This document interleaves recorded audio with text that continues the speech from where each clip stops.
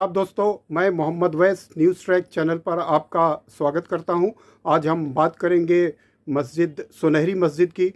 सुनहरी मस्जिद का निर्माण कुदसिया बेगम ने 1751 में करवाया था। वो मोहम्मद शाह की पत्नी थी और अहमद शाह की वालिदा थी। मोहम्मद शाह ने 1719 में गद्दी संभाली थी और अहमद शाह 1754 में गद्दी से उतरे थे। तो लंबा अरसा उन्होंने लाल किले में गुजारा था और लाल किले में उनका काफ़ी दबदबा था। वो जो चाहती थी वो होता था। उनके बगैर लाल किले में पत्ता भी नहीं हिलता था। उन्होंने इस मस्जिद का निर्माण कराया था और सोने और पीतल के पत्तल से ये इसका गुंबद उन्होंने बनवाया था। लेकिन बाद में उनके पोते आखिरी मुग़ल सम्राट बहादुर शाह ज़फ़र ने इस मस्जिद का पुनर्निर्माण करवाया था। तो उन्होंने ये सोने का और पीतल का पत्तल यहाँ से उतरवा दिया था और लाल पत्थर का गुंबद बनवा दिया था। हालांकि ये सुनहरी मस्जिद आज भी सुनहरी मस्जिद के नाम से मशहूर है, लेकिन यहाँ पर सुनहरे नाम की कोई चीज़, ना तो पीतल और ना ही सोना मौजूद है।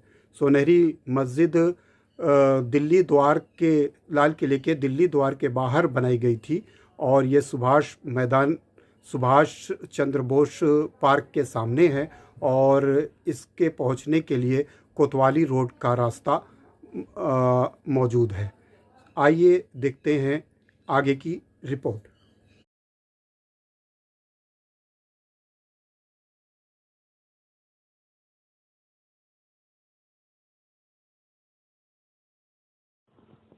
दोस्तों, ये जो सामने आपको जगह दिखाई पड़ रही है, ये सुनहरी मस्जिद है।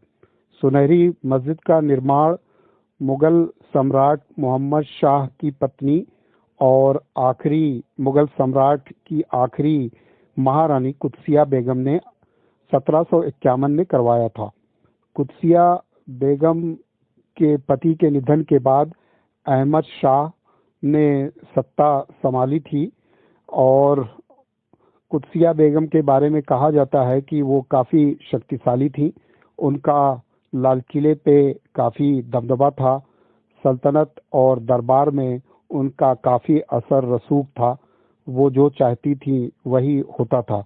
कुदसिया बेगम को बाग वगैरह का भी काफ़ी शौक था, इसलिए उन्होंने दिल्ली के यमुना के किनारे कई बाग भी बनवाए हैं। कुदसिया बेगम ने सुनहरी मस्जिद का निर्माण अपने एक ख़ास खादिम, जो कि ख्वाजा सिरा था यानी ट्रांसजेंडर था, उसकी याद में बनवाया था। कुदसिया बेगम ने अपने इस खादिम को प्रधानमंत्री भी बनवाया था। कुदसिया बेगम के बारे में बताया जाता है कि उन्होंने इस मस्जिद के गुंबद को सुनहरे और पीतल के पत्तल से बनवाया था।